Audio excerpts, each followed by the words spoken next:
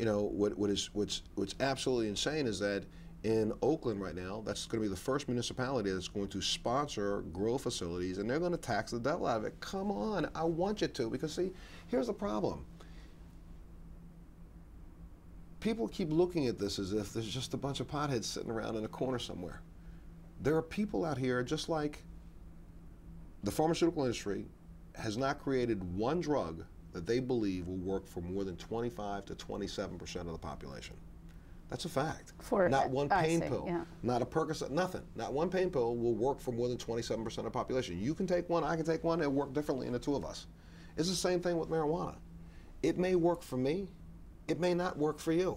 But what do you say to people who say, oh, well, it's a gateway drug, people are going to abuse it and use it in some way that it then kids are going to have access to it? I know that it's written in a very stringent manner. And it's absolutely ridiculous, because right now, one of the most abused drugs in the country are prescription medication that kids take right out of parents' medicine cabinets. As a matter of fact, some of you watching right now, check the number of pills you've got in your little bottle to see whether or not a couple of them are missing. That's what we've been doing. So the truth is, the way this bill is written here in New York, it's going to be dispensed through the pharmaceutical industry, through pharmacies, not the pharmaceutical industry, through pharmacies. If pharmacists are the ones dispensing it, and they're the ones that right now have the ability to control all of the other legal drugs that we sell, like heroin, you can get heroin. A doctor can write you a prescription for that. For an opiate-based drug. No, I'm talking heroin, girlfriend, dimorphine.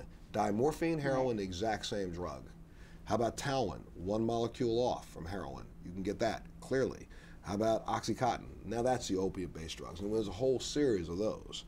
Okay, so if a doctor is smart enough to write a prescription for that, why are we saying that same doctor might not be smart enough to write a prescription for this? And they control those substances. You've been coming here since at least 2004, at least. It is now 2010.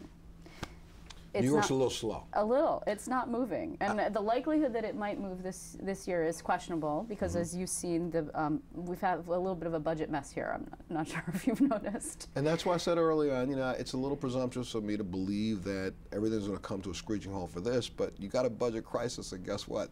The state of New Jersey is about ready to actually kick your know-what, because New Jersey passed the law.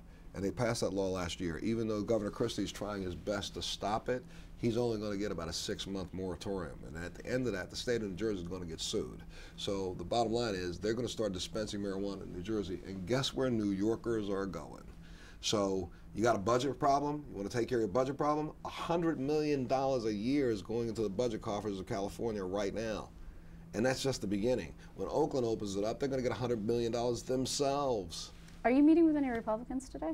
I'm hoping to meet with anybody who's willing to say hello and let's talk. I mean, this is not, I will tell you that you're going to find that there are a lot of Republicans who are very supportive of this, because a lot of them understand that this has been a ridiculously ignorant argument. How can they actually even be seated in an office in this country today and allow the federal government to dispense marijuana to 4 people and allow their constituents to be in pain?